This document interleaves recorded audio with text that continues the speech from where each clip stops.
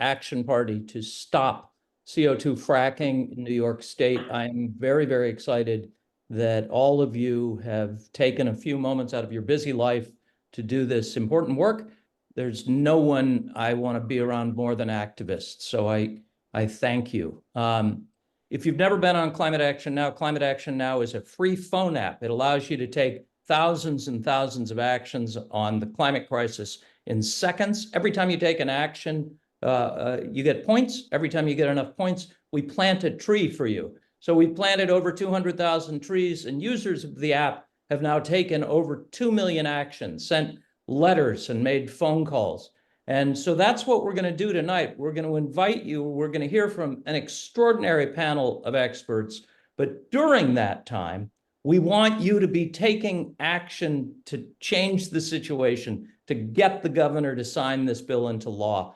We're really, really glad you're here. The other thing is, about 40 minutes in, we're going to take questions from the audience to ask our extraordinary panelists. So if you have questions, please put them in the chat and I will grab them. I should also mention we're joined tonight by Brett Walter, who is the founder of Climate Action Now, Matthew Vollrath, who is our extraordinary content manager. And I'm going to turn it over to Matthew to walk you through how to get on the app so you can take the actions that have been specifically created for tonight's event. So Matthew? Thank you so much, Tim. You're familiar with QR codes. We're going to be scanning a QR code right now with our phone. That's the weird looking box on the right-hand side of the screen. All you got to do, it's really easy. All you got to do is take out your phone, point it at the screen here, and open your camera app, whatever you use to take pictures. And instead of actually snapping a picture, you're just going to hold the camera up to that QR code and wait for a little yellow bubble to appear that says Climate Action Now. As soon as it does, just tap right on that little bubble, and it will take you to the App Store to download the Climate Action Now app if you don't have it already. Or if you do, it will take you into the app into our CO2 fracking campaign. I'll give everybody a few seconds to scan that QR code. By the way, if QR codes aren't behaving themselves for you tonight, not to worry. We have many other ways to get you onto the app, get you into the campaign for tonight. So please just let me know in the chat if you have any problems. Don't let technical difficulties stop you from taking action. We are a small but mighty group tonight, so we do need everyone, all hands on deck, taking these actions in order to meet our goal of 500 actions. Which brings me to the other side of the screen, which is our blue marble, which is filling up every time somebody takes an action. That action counter will go up, and we're aiming to get to 500 and hopefully even higher by the end of the hour. We've already got 350 on the board, but we want to get to 500 and hopefully get a couple more goals met before the hour is up. So please get on the app, start taking action, and let's not only learn but do something about this problem tonight.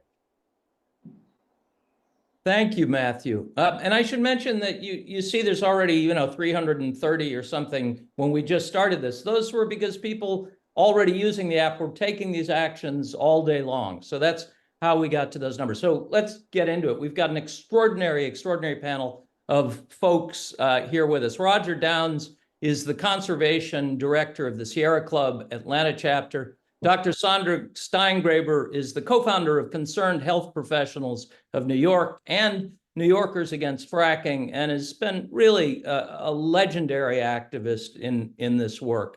Irene Weiser is a retired veterinarian and now a renewable energy activist.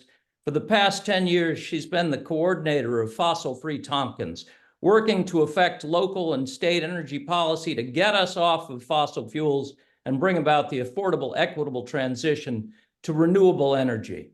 So remember, put your own questions in the chat, and I'm going to ask our friends some questions here.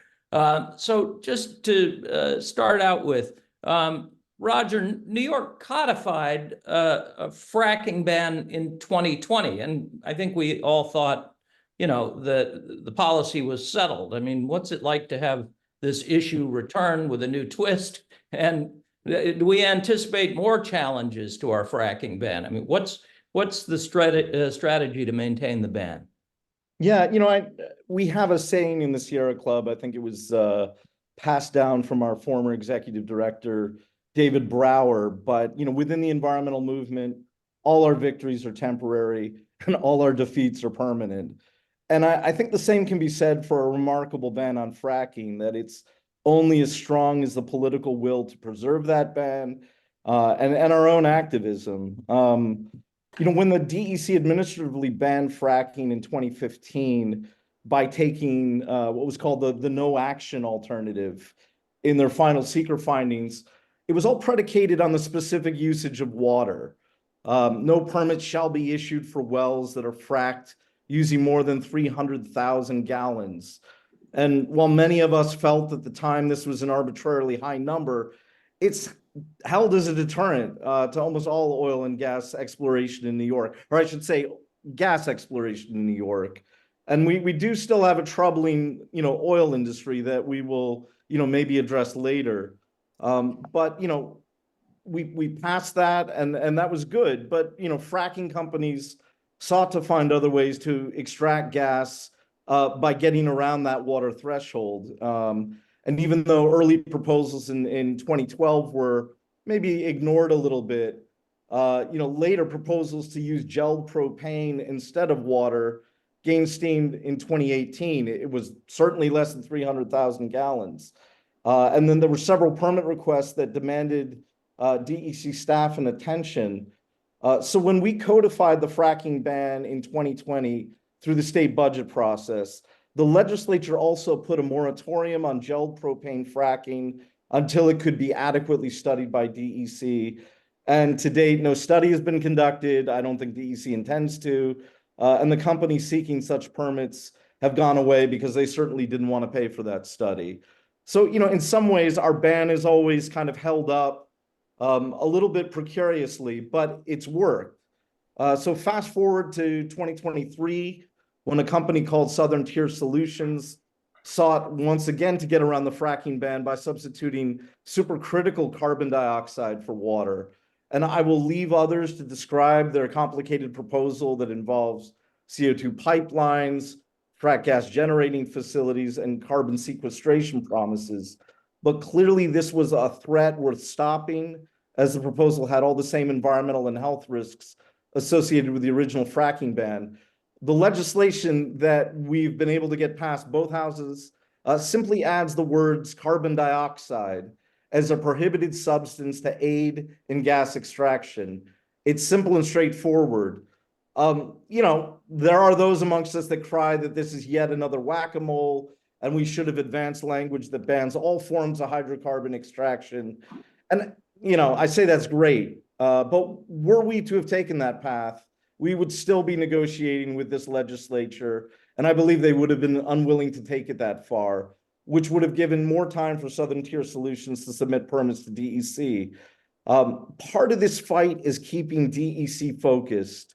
New York State is embarking on the implementation of the nation's most ambitious climate law, and the complexity of this task already is stretching DEC resources to the breaking point. We cannot afford to divert already limited agency staff to embark upon another exhaustive investigation of a false solution, especially if we expect to transition New York to a carbon-free future. And I know it's uncomfortable to make incremental progress. Sometimes they call us the militant incrementalists, but I firmly believe that every year following the mandates of CLCPA, we will get closer to banning all oil and gas extraction in New York. This legislation is an important step that the governor should sign as soon as possible. Thank you, Roger. And I see we are approaching 400 actions you fantastic people are taking. I want to turn to Dr. Steingraber. What are the health and environmental impacts of fracking in general, and how do those kind of old fracking, health and environmental impacts compare to what the impacts are from CO2 fracking? And are there particular things that concern you, Doctor? Yeah, well, I'm going to start that answer 400 million years ago in the Devonian era.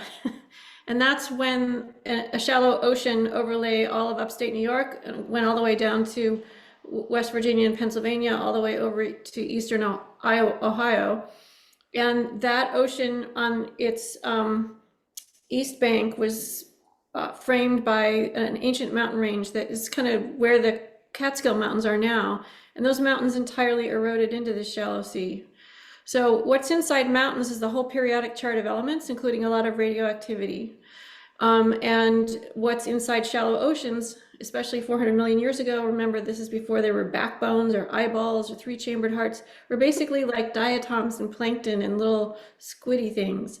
And when these guys died and fell to the bottom, their bodies, their corpses were vaporized into sort of vaporized fossils, all wrapped up in dust, which is called silt when dust is in the air, and then it changes its name when it lands in water, right? So the silt, all these dead organisms vaporized, plus all the radioactive elements and heavy metals and stuff that came from the mountain, all kind of got fossilized together. And that became the so-called Marcellus Shale that underlies our feet here in upstate New York. And those vaporized fossils of ancient marine animals are bubbles of methane. But they're also bubbles of benzene and bubbles of formaldehyde and things that are very toxic. And of course, we're talking about things like uranium and radium and polonium and all these other radioactive things that are toxic. All right, so what fracking is, if you might remember, the thing that we defeated a dozen years ago here in upstate New York, is using water as a fire hose to drill sideways through that layer of shale and blow it up with pressurized water, in which you add sand grains to hold the shards open so those bubbles of methane can flow to the surface. But what also comes to the surface is the benzene and the formaldehyde and the butane and the propane, but also the radioactivity in the form of radon gas, in the form of polonium particles and so on. And so the health effects flow from all of this stuff. So our drinking water aquifers, you might know, are in between the sunlit surface of the earth and the deep heart of our planet, which is the fracking zone. And so everything that goes up and down into the shale goes through our drinking water aquifers. So drinking water contamination is one health risk. And of course, as soon as the drill bit hits the shale, all those volatile organic compounds, including things like benzene, but also including the radioactivity, come pouring out of the hole. So each of these wells, these fracked wells, is like a giant cigarette in the earth that's just emitting and emitting things, especially in the months of drilling before we can hook this whole thing up to a pipeline. So air contamination is a big problem. And we see really good evidence from other states where fracking has moved forward, showing that people who live close to drilling and fracking operations have health risks that we health professionals know are linked to exposures to chemicals that come out of wells. And those things are birth defects. They are childhood cancers, especially leukemias, which we know is caused by, one of the causes of which is benzene exposure. Increased asthma. For older people, increased heart attack and stroke risk, increased hospitalization, actually shorter lifespans. And we see this not only all these health problems increase the closer you live near a drilling operation, but also the more fracking operations that are in your community, and especially high if you live downwind from those things as opposed to upwind or some other direction. So that's why we think that breathing contaminated air is especially important. Of course, earthquakes are also a risk because you're pressurizing all these underground shards. And in order to let the gas out and push the water and sand down this 5-inch hole, you need lubricants. And so those lubricants can also kind of lube up all of the rocks that are stuck together down there, causing them to slip past each other in such a way that creates seismic activity. So earthquakes are a proven consequence of fracking. So these are just a few examples of the things that we at Concerned Health Professionals of New York have documented in our science compendium. Now, when we banned all that when water was the agent of fracking. Now along comes this company with this very experimental idea that's never been tried on a commercial scale anywhere in the United States. and wants to swap out liquefied CO2, carbon dioxide, instead of water as the agent to extract the gas. And it works in a slightly, mechanically slightly differently to push the gas to the surface than does water. But the principle is essentially the same. And so we have all of the same health risks from water-based fracking. When you swap out one liquid for another, those risks I just enumerated don't change at all. And then on top of that, we add some new ones. And that's because CO2, when you liquefy it and put it under pressure, is not as benign as water. I mean, we can say a lot of bad things about fracking, and one of them is it contaminates water. But at least when the water is brought to the well, it's not going to hurt anybody just sitting there. And au contraire for liquefied CO2, because it's a powerful cellular poison. And that's because liquefied CO2, as soon as it touches water, turns into a powerful acid called carbonic acid. All of us are 65% water by weight. So should you inhale a lot of CO2, you will liquefy your lungs. All of your major organs will liquefy. That's called acidosis. And that's what actually harmed a lot of people in Mississippi when a CO2 pipeline breached in a community down there. On top of that, liquefied CO2, if it should escape from a pipeline as it's being brought to the well, is a powerful asphyxiant because it's actually heavier than air. So it displaces oxygen and just causes people to asphyxiate and go into a kind of intoxication. And in the language of toxicology, breathing in concentrated amounts of CO2 inhibits what's called self-rescue, which means you turn into a zombie, actually, and you don't act in your own best interest. You kind of stagger around, foam at the mouth, and you can't act in some kind of goal-directed way to get yourself out of there. And on top of all of that, you need, if you want to evacuate and you still have enough working kind of executive functioning to know that you need to leave, if you try to jump in your car and go, or you send a rescue vehicle in to save all the folks who are in the pathway of this leaking CO2, internal combustion engines will sputter to a stop because they, of course, need oxygen too to run their little pistons, right, and spark plugs. And so, in other words, you add problems when you add CO2 instead of water, you don't subtract them. So from my point of view, as a scientist who worked very hard in the deliberative process we were all engaged in 10 years ago to try to understand the public health risk and environmental risk and climate risk of fracking, compiling hundreds and hundreds of pieces of data, that's all exactly the same. And then we have some new stuff to add on top of it. So in other words, we don't need to go through a whole other deliberative environmental health and review process. We've already done that. We just need to ban this. It's a bad idea, and it's a cynical end run around the very good work we did a dozen years ago to ban water-based fracking. Thank you, Dr. Stronggraber. And I remember the other thing from that Mississippi thing was, of course, that emergency vehicles can't get in. So not only can you not get out, nobody can get in to save you. You guys, you did 500 actions, 500 emails have gone out. So let's kick that up to 700, Matthew. I think we're maybe having a little technical difficulty, but if we get that back up. I'll do as soon as I can. Congrats, everybody. Okay. So Irene, I want to turn to you.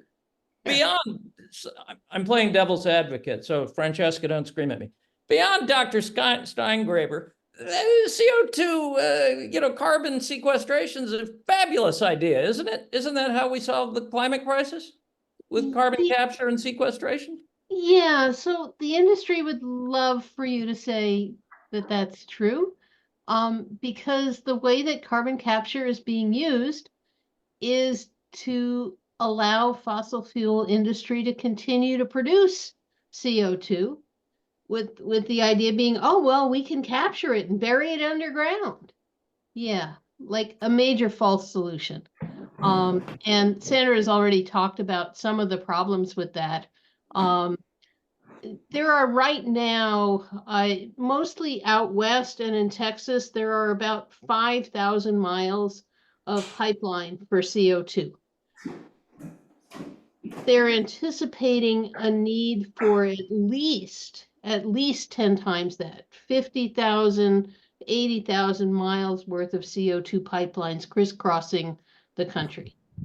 And there's a proposal right now to bury CO2 in our national forests, which means clearing pathways through the forest, clear cutting so that they can then drill these, sequestration wells deep down and inject the CO2. So right now, all CO2 sequestration is an excuse for the fossil fuel industry to go on putting out tons of CO2. And it's a horrifying solution that we would be cutting down our national forests to allow this to happen. Further, there's just not good evidence that the stuff that you inject into the ground is going to stay there. The Biden administration is providing huge amount of tax incentives for this, tax credits actually, along with through the IRA, the Infrastructure Act. There's direct support for building the pipelines, building the rail systems, building the various carbon capture technologies. Lots of grant money for that, and then tax credits for using the CO2. There's two different ways that you can use the CO2. One is to inject it into the ground and bury it. That's not being done so much. What's being done a lot, and in Texas and out west, is something called enhanced oil or gas recovery, which is injecting, as Sandra has just described, injecting CO2 into the ground, actually in wells that already exist out there. And it sort of acts as a, for lack of a better word, a detergent or a soap that goes through and just cleans out even more oil or gas that can then be brought to the surface and used to burn some more. So it's an industry scheme funded by our tax dollars. It's pretty outrageous. And right now, so when you think about tax credits, right, you've got the IRS is in charge of issuing the credits, but it's the EPA that's theoretically monitoring this stuff. And right now, the EPA and the IRS are not even talking with each other. There's no clear mechanism for a company to get approval from the EPA for a certain amount of carbon capture and then get the credits for it with the IRS. And so there's over $1 billion already that's being given away to this, and over 800 million of that has been without any measurement or verification. And long term, we have no clue as to whether it's going to stay underground. But certainly in oil fields and gas fields where there's already tons of holes in the ground, there's ready pathways for this stuff to migrate and come back up. So it's a major false solution. Thank you, Irene. Let me just mention, we have passed 600 emails that you guys have sent out. This is fantastic work.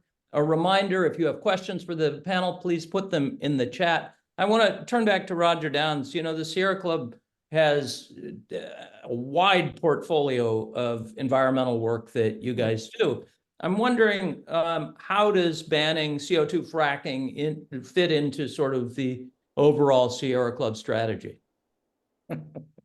Well, I will say, with some introspection, that fracking represents a painful but transformative issue for the Sierra Club. I think Sandra knows what I'm talking about. Yeah.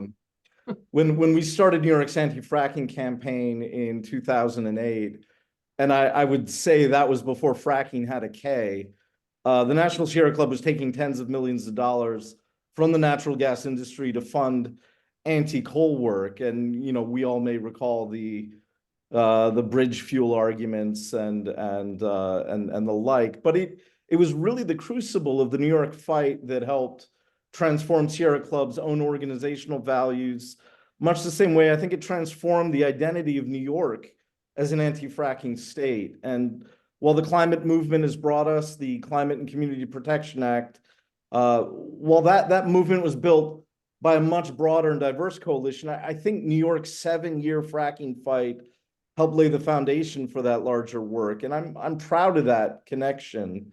But make no mistake, while this CO2 fracking ban is incredibly important, and we have to constantly play defense against false climate solutions, we have to put this bill in proper perspective with other legislative initiatives that are imperative to implement our climate law. And in the next few weeks, the Assembly must pass the New York Heat Act. This is legislation that ends long-standing fossil fuel entitlements in our public service law while ushering in a new era of innovation, affordability, and climate equity in the building sector. We have at least a dozen transportation decarbonization bills that will advance electric vehicles and charging infrastructure.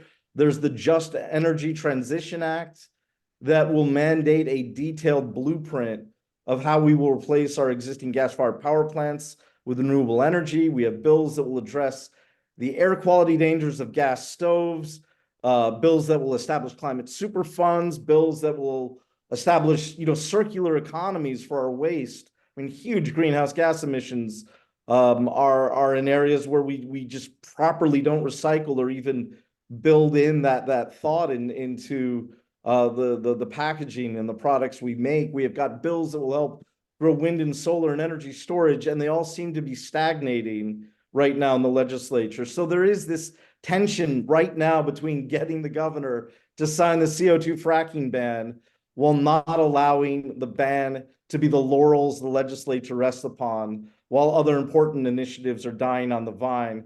And I believe that is a needle we can thread.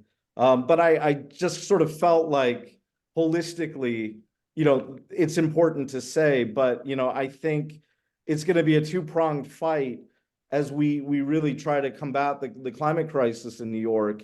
It's really drive innovation, make that transition, but don't backslide into these false solutions like the CO2 fracking ban.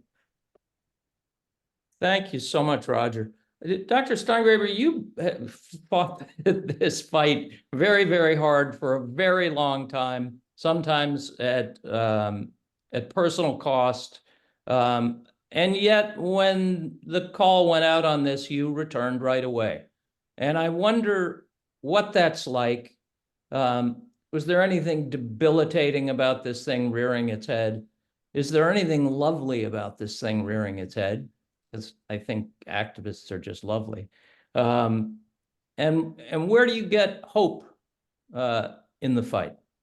Well, a lot of people on this call who are in the participants list did as I did, which was to become the people we needed to become in that political moment to stop our state from being the proving grounds and the outdoor laboratory for the fracking industry, and we won. And yeah, we fought with our whole hearts and we sacrificed a lot of things.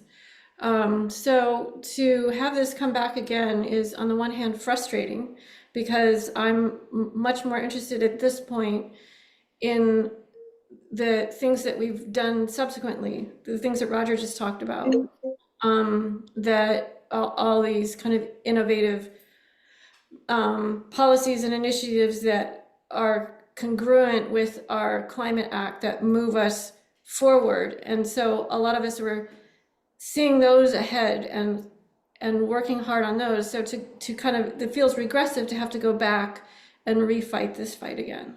At the same time, this happened so fast. The way, the speed and alacrity by which we got this bill through to ban CO2 fracking through both houses of our state legislature, the Assembly and the Senate, in a bipartisan way I have never seen anything like that. So it just needs the governor's signature, and I fully expect that she will offer that to this. It's an easy win. And, once again, New York's drinking water is threatened by this form of fracking, and our governor has shown herself to be a champion of clean water. That's one of her signature issues, and she's trying to fund clean water infrastructure. So to have CO2 fracking come in and overturn all that effort and make a mockery of all the work we did 10 years ago, that's just not going to happen. It was just not going to happen. So I think this is a winnable fight, and I think it's not going to be a kind of long-term ground battle where we have to build out this whole social movement from scratch. It's just bringing the band back together, and people have just stepped up very quickly. They just, all you have to do is say they want to frack with liquid CO2 instead of water, and it's the same risks, and people just get it, right? And our political skill set is already developed. We learned those skills a long time ago. I mean, I learned a lot of skills. I came into the original fracking fight as a biologist who just had some knowledge about the chemicals that were in fracking fluid and didn't know what to do with my knowledge or how to bring it into the public arena. And there were so many smart people, some right on this call, who have really good organizing skills and political skill sets, so we could build out the anti-fracking wing of the climate justice movement here in New York. And then I could position myself as a kind of scientist in residence to that movement. So that's a role that I'm happy to reprise if that's what we're called on to do. And the hope that I feel is the hope that we won the first time, right? So we had no friends. We had, when we started this, the Sierra Club wasn't even our friend, and then they became our friend. We had to build out political power. And we had to put together a mighty coalition made out of faith leaders and farmers and students and business leaders. And we did that. And so there was love for the unfractured bedrock of New York, love for our air and our water that I think people grew to feel. I certainly did. And then there was the science that I feel like one of the better things that concerned health professionals did during those years we fought fracking the first time was to not just speak truth to power, or as I used to call it, speak data to power, by testifying in front of our legislator and sending memos and copies of our compendia to the governor and to the health commissioner and to the DEC. We did all that, but we also took the science to the people. We took it to frontline communities, spent 2.5 years every Friday night in somebody's church basement, Rotary Club, library, junior high school auditorium, talking about fracking to the people who were being asked to pay the price. And so by making people feel smart, to feel like they understood what fracking is, to be able to make them see the bedrock below our feet, to imagine the drinking water aquifers, empowered people to feel like they could stand up and offer their feelings and opinions at public hearings and in comment sections like what we're doing now, right? And so once you understand something, you want to share your knowledge, you want to act on that knowledge. So basically it was love, science, and grassroots political power that won us the fracking ban. And I see that at work now in all these other initiatives that Roger just so eloquently described, and then in the work that we're doing to stop CO2 fracking. So in a sentence, in a line, it's an honor to be a scientist in this political moment and offer what I know to this fight. And this is a winnable fight, and we are going to win it. It's extraordinary too, I think, and you mentioned, the speed that this thing ramped back up with. And I think that has to do with a bedrock of knowledge, broad-based knowledge, a broad-based coalition. However, Irene, I wonder if you could describe for folks who may not know about it, what is Southern Tier Solutions? I hate using the word. What is the Southern Tier Solutions proposal? What do they intend to do, and how viable is it? Their proposal is, pun maybe intended, a pipe dream. They envision bringing in CO2 from out of state, out of New York State, importing it into New York. They singled out 3 counties and the southern border of New York, bordering Pennsylvania, where they would begin their efforts. And they want to use, it's between 50 and 65% of the land mass, over 1 million acres is what they're envisioning for this project of injecting CO2 into the ground, bubbling up methane gas, capturing that methane gas, putting it into specialized, also still experimental power plants that burn the gas and capture their own CO2, and don't put out other emissions because they, instead of using ambient air, they use oxygen. So they would burn oxygen and methane, capture the CO2, take the CO2 that they capture, put it into more pipes, and inject it into the ground again to bubble up more gas. But wait, there's more. They also, with the electricity that they generate from these gas-powered power plants, they want to run something called direct air capture units, which are, well, I've probably used the word insane a lot tonight because that's just what this proposal is. They are giant fans hooked up in series that can run half a mile long, making lots of noise, powered by the electricity from these power plants that blow ambient air over a filter medium that captures the CO2 that blows past it. We probably did these experiments, right, in like grade school or middle school or something, where you blow into a straw and watch these little lime crystals turn purplish as you blow into them because they're capturing your CO2. That's essentially what they want to do. Then once the CO2 gets captured in this filter medium, they need more electricity to heat the filter medium up to bubble off the CO2 that's been captured in the filter medium. They can use the filter medium over again, capture the CO2, and put it in pipelines and inject it in the ground, and round we go. And I just want to circle back to what I had described earlier of the tax credits being offered through the federal government. Our federal government is giving the most tax credits available are for direct air capture and injection into the ground. It's just craziness. It's just insanity. So that's what their proposal is. Is it viable? No. We think that there isn't enough gas here. We think that our climate law would prevent these kind of power plants from being built. I'm not even sure that they could garner the 1 million acres that they want in these 3 counties to be able to amass the project that they want to do. It's all of it is insanity, but it's like this little microcosm of what the administration is envisioning and planning and funding around the country. And that's what's really scary about it.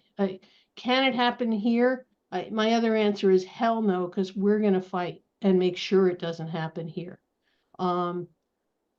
But it is happening. All of these kinds of projects are happening elsewhere in the country, and it's horrifying. And Thank you. I think that's the point, right? The question is it viable? And I think, we're looking at the energetics, the costs, and we're saying, no, it isn't viable, but it's probably like the original fracking, it's viable enough to get investors, it's viable enough to do damage. And that Right. for someone who initiated that, someone who, got the original capital to do it, to make a lot of money off it while it fails decades later or even a few years later. But it's viable enough to do a lot of damage. I just don't think, none of us think that it is a viable climate solution by any stretch of the imagination. And that's the danger. It could derail our own agency if they decided to investigate this in terms of staffing costs. But if it advances like it is in Texas, like it is in other places, I think it's a scam, but it's a scam that could really harm the public. So I mentioned before this all began that I am the victim of a Texas public school education. And in Texas, and I should also mention the company behind this is a Texas company that has a kind of fly-by-night New York address that they've given themselves is my. Yeah, it's the landsman who's promoting it is from Texas, but he incorporated the business in New York, so it's not a Texas business. It's a finer point, but just to be clear, he's from Texas. The Well, I company still don't like it. incorporated in New York. Yeah, no, we don't either. You know, they have in Texas, there's an expression, I'm dumb as a bag of hammers, which I may be, but this feels very complicated to me. You know, they used to talk about nuclear fission and say you're splitting atoms to boil water was the old way they looked at it. There's a question, and by the way, folks, if you have questions, please put them in the chat. And I should mention, you guys broke the goal. We got 700 emails out. We're pushing towards 800. That's fabulous work. So Bill sent a message out that I wonder if any of you would like to comment on.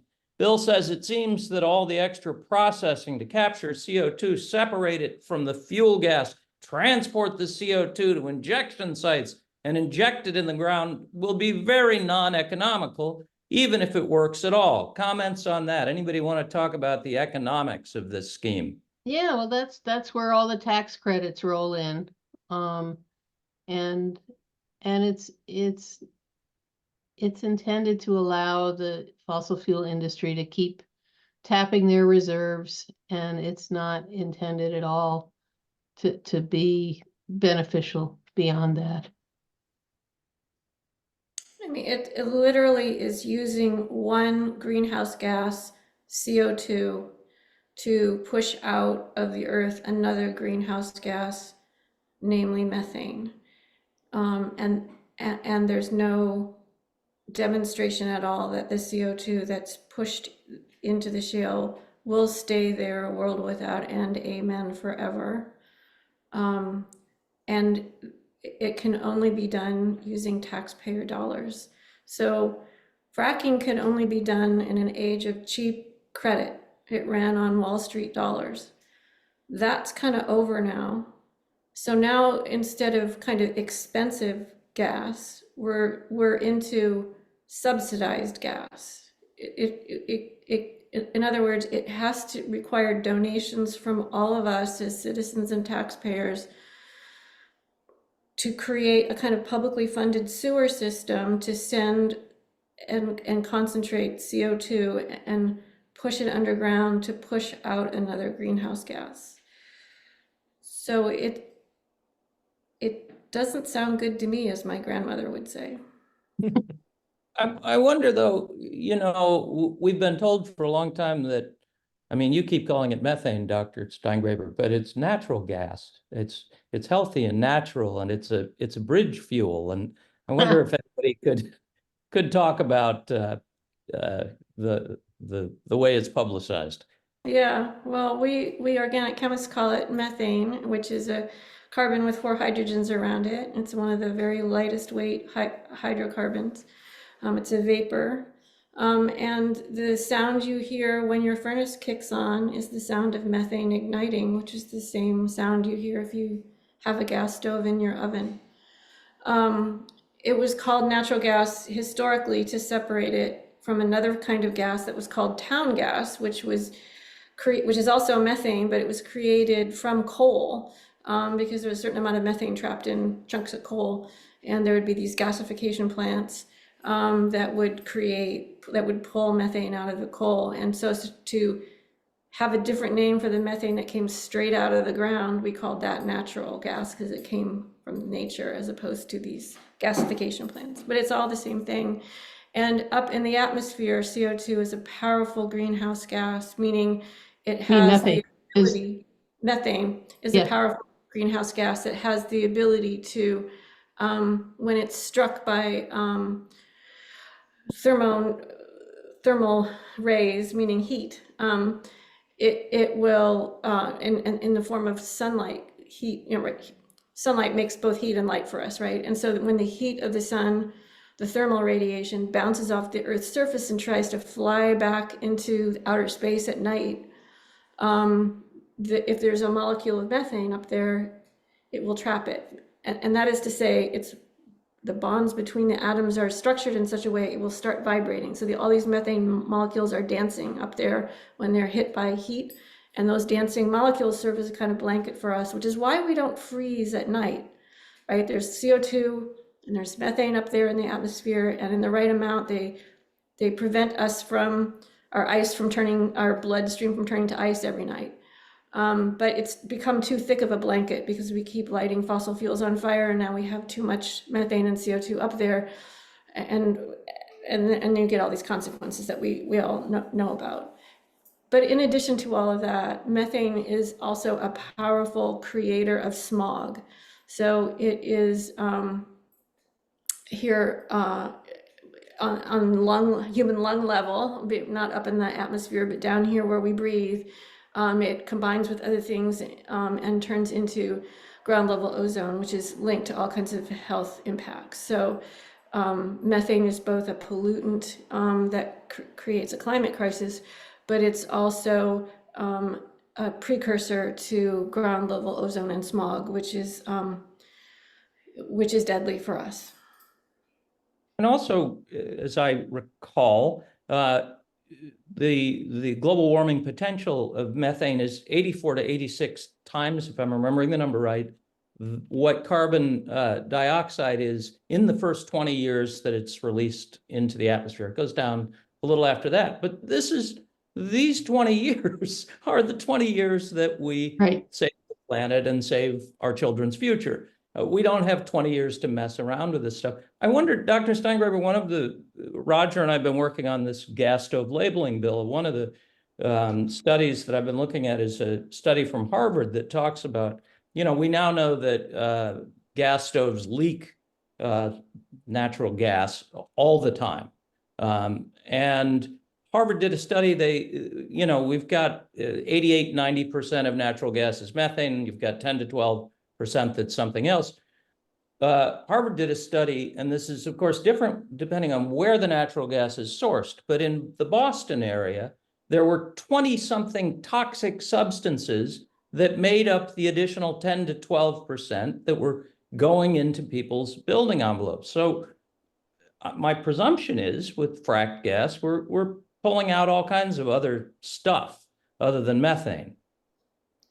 That's correct, including radon gas.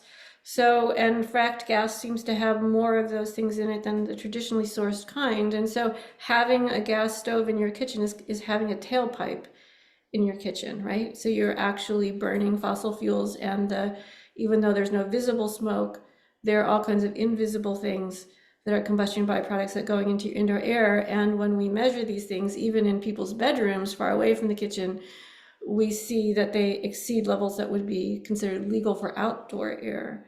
And I want to say one more thing about gas stoves, which is that in addition to the methane itself having impurities and contaminants in it that are released into your kitchen and into your indoor airspace, when you just burn methane, even if it was pure methane, what happens is methane burns at such a high temperature that it causes nitrogen in the air. You might remember from like 6th grade science class that nitrogen is the most dominant constituent of air. And it normally just likes to dance with itself. Nitrogen likes to pair up with itself, and it's not very reactive. But methane burns at such a high temperature that you can get nitrogen to jump away from its dance partner and combine with oxygen simply by making it so hot. So it's not a combustion byproduct per se. It's just that the air around the blue flame on your stove is heated up to such a high temperature that the nitrogen and oxygen combine, and that's called nitrogen dioxide. And that's a terrible poison. It's a terrible cellular poison. It's absolutely cause of childhood asthma, and we can even quantify how many cases of childhood asthma in the state of New York are caused by gas stoves. In other words, the end of the fracking pipeline is in your kitchen.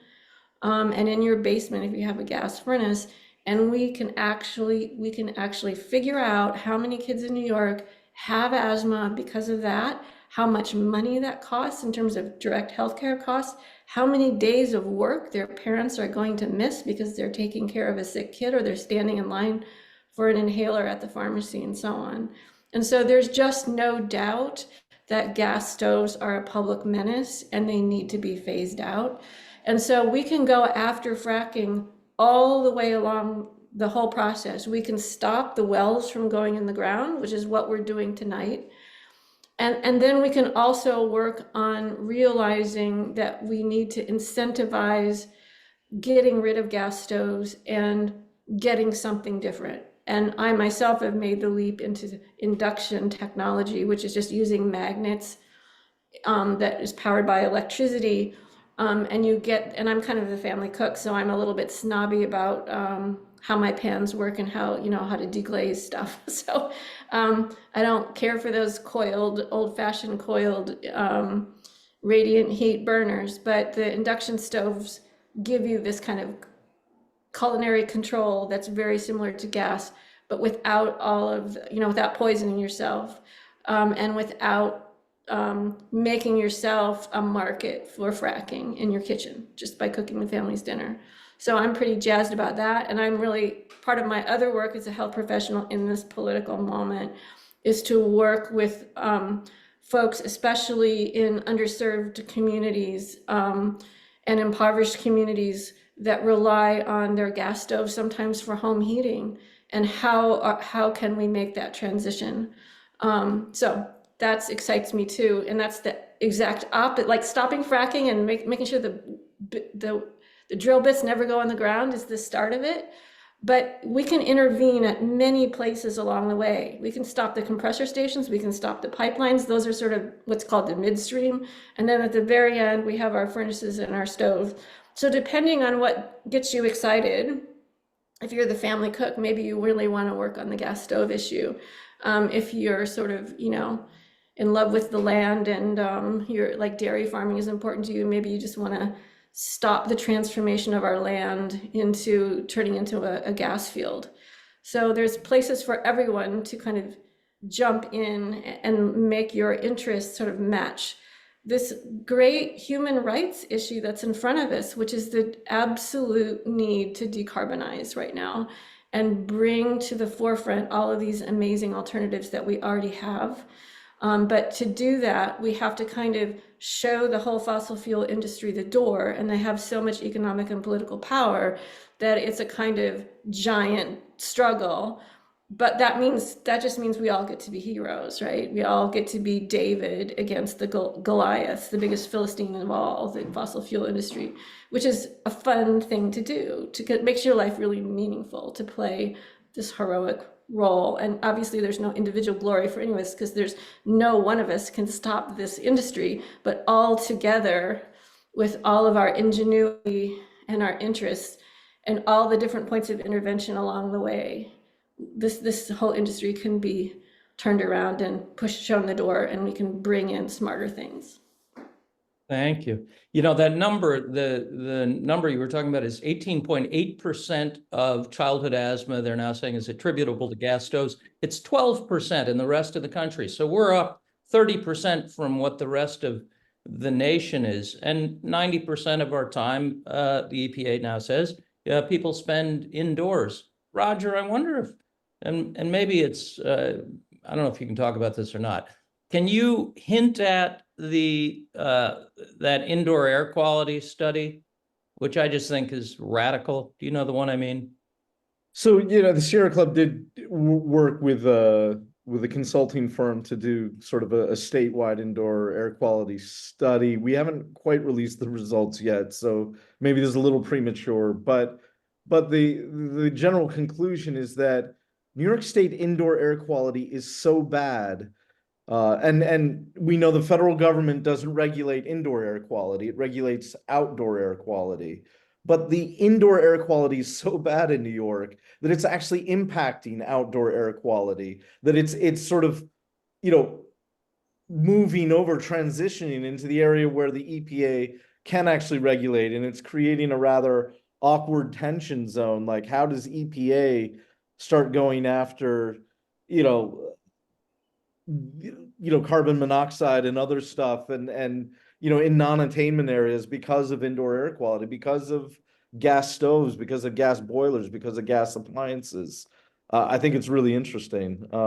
We're trying to figure out a way to make that more accessible to the public, but I think it's a fascinating finding. So we just have a couple minutes left. I wonder if we could ask each of you if you have any last thoughts. We'll start with Irene. Just my thoughts are just appreciation for this. I keep watching. I'm been mesmerized by your ticker that shows the number of actions. This is phenomenal, and it's because of this kind of mass activism that we're going to win. And I just feel like we're going to win, but we're only going to win if people get involved. So I'm really appreciative of you and all the people that you brought together tonight, and the tools that you've brought to give power to our movement. Dr. Steingraber?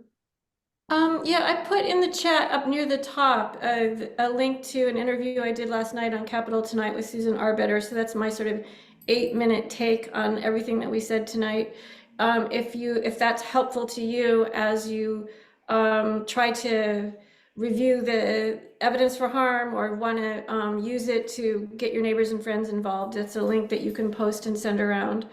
And I would just say that the action, that, antidote to despair is action always. And so rather than just feel this impending sense of dread about our climate situation here in New York, we are really lucky to be culturally a kind of like there's this New York pride and the kind of spirit of New York that is different from where I grew up in central Illinois, which is a little bit more passive and not questioning things. But I think New Yorkers bring a skeptical eye, and that's good. So upstate and downstate together, we can just kind of work together in this amazing movement and really lead the nation. And it feels good to be able to do those things. And so I just encourage everyone to, this is a great first step, right, is to participate in this action we're asking you to do tonight, and then good things kind of happen from that as your investment kind of grows in the movement. So yeah, thanks to everyone for being here. Thank you. Roger? It's always tough to follow you, Sandra. I love all those sentiments, but I would only say, like, that this is a very important action, and I'm so pleased to see so many familiar faces from the original fracking fight, and hopefully we can get this across the finish line soon. But also not to forget, say tomorrow in Albany, if you're not doing anything, it's there's going to be a massive convergence of folks pushing the legislature, especially the assembly, to get New York heat done, to support other initiatives. There's going to be a real youth movement die-in tomorrow, and there will be other exciting things happening. But to sort of keep your eye on certainly getting this done, putting pressure on the governor to sign it, but making sure that we take action on all the other important climate initiatives that really hang in the balance in the next, it's really just 2 weeks. So stay tuned. So I want to thank this extraordinary panel. I want to thank Diane Stefani, who put the evening together and did a lot of the hard behind the scenes work, as well, of course, as Matthew Walrath and Brett Walter. But mostly I want to thank the folks who've tuned in, the folks who've been taking these actions. One thing to know, by the way, is that the 769 actions that have been taken, that's a fraction of the actions that will be taken on the app in the next couple of days. We tend to see 3 or 4 times those actions easily in the following days. So we would hope that that would be true. And I thank you. As always, I'm inspired to be in the company of fellow travelers being of service. So I thank you all, and I wish you a good night, and grab the Climate Action Now app. If you don't have it, we don't make money from it, but it's a powerful tool, and we'd love you to use it. So thank you all. Thank you, everybody. Bye-bye.